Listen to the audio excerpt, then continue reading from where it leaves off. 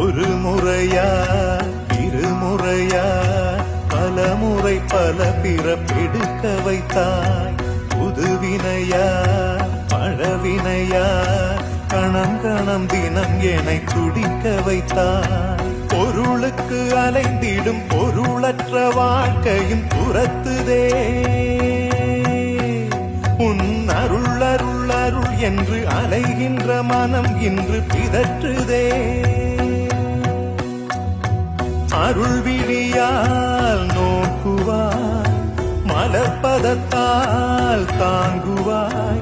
உன் திருக்கரம் என்னை அரவணைக்குனதருள் பெற பிச்சை பாத்திரம் ஏந்தி வந்தேன்.